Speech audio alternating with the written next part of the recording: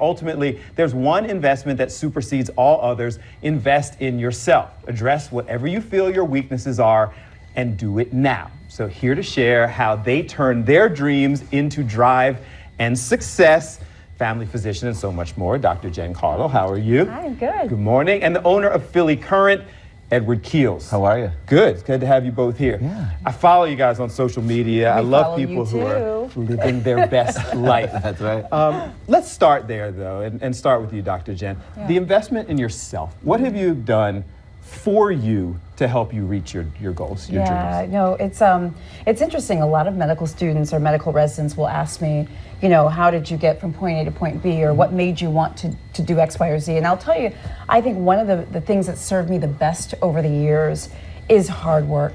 I mean, nothing replaces, at least for me, nothing has replaced literally sticking to it and working really, really hard. So it's something I always tell people. It's like it's important to reach for your dreams and have your dreams, but I think persistence and dedication and sticking with it and working hard are really important. You don't succeed in having your own thing without that level of hard work. So is that the same for you, or is there's something else that pushed you? I don't work at all. No, and just to piggyback. Just lucky, I guess. And just to piggyback off of that, hard work is personal. Yeah. You know what I mean? So I guess one thing I always kind of live in is the fact that if you want to do something or you have this crazy concept or a very safe concept, don't ask others if it's a good idea. Yeah. Right. You know what I mean? And that's the one thing people get trapped in. They're going to ask their mom or their dad or cousin Ray in North Carolina, right? Right. Ask the universe. Right. The universe is your best friend. It reflects back exactly what you should do. Ask the universe. I started a print magazine. Like, it's crazy. Yeah. It doesn't make any sense. It's a dying art, right? It's a dying art. And I said, how could I bring this back? Is my idea good enough? I asked myself, I asked the universe, and I said, you know what, this is it. As crazy as you may think it is, you will get the answer from that. And I think he's got a really good point, this idea of almost, you say trust the universe, and I call it trusting your gut. So I think the same concept same is concept. like listening to that voice on the inside that's telling you where you should be. Exactly. And I agree with you too, that sometimes it's best not to run ideas by other folks and just go out and do it. I mean, when I was a medical student and resident, I had this dream of being on TV talking about health, and hardly anyone was doing it back then. But it's amazing when you just kind of listen to who you think you are and you go for it no matter what.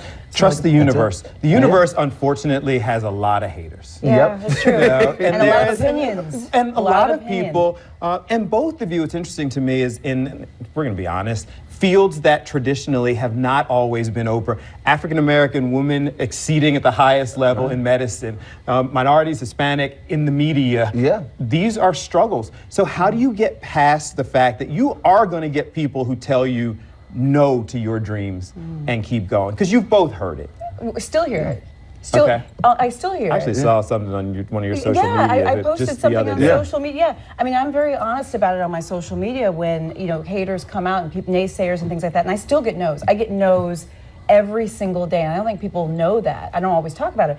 Every single day, somebody's telling me no about something. Okay. And for me, and I'd be curious to know how you deal with it. Look, honestly, it's not always easy. I have my moments where I'm like, oh, my Lord, Jesus, I know, good, no. But I smile. But you know what? That's where the persistence and the sort of belief in your gut, and you're like, when I wake up in the morning, I don't feel like I'm supposed to be doing anything else with my life. I can't live any other way. And so you have to trust it, and you just have to keep going and keep working and keep grinding. That's what I do. So.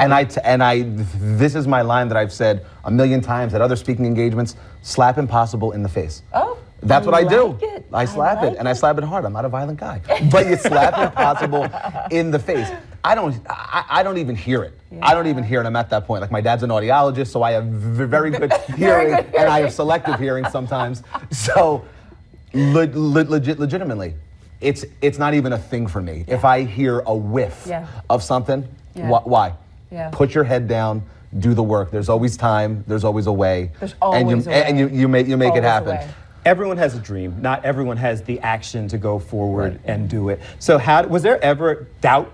How did you get past I really think this is a good idea, and what's the advice to people to put it into action and not just sit there and wait for that perfect time to go? Right. I think there is a term, self-made. We hear it all the time. Yeah. You probably hear it about yourself. I hear it about myself, you. I hate it. I hate it. I don't think it exists. I think self-made is a mythical thing. Okay.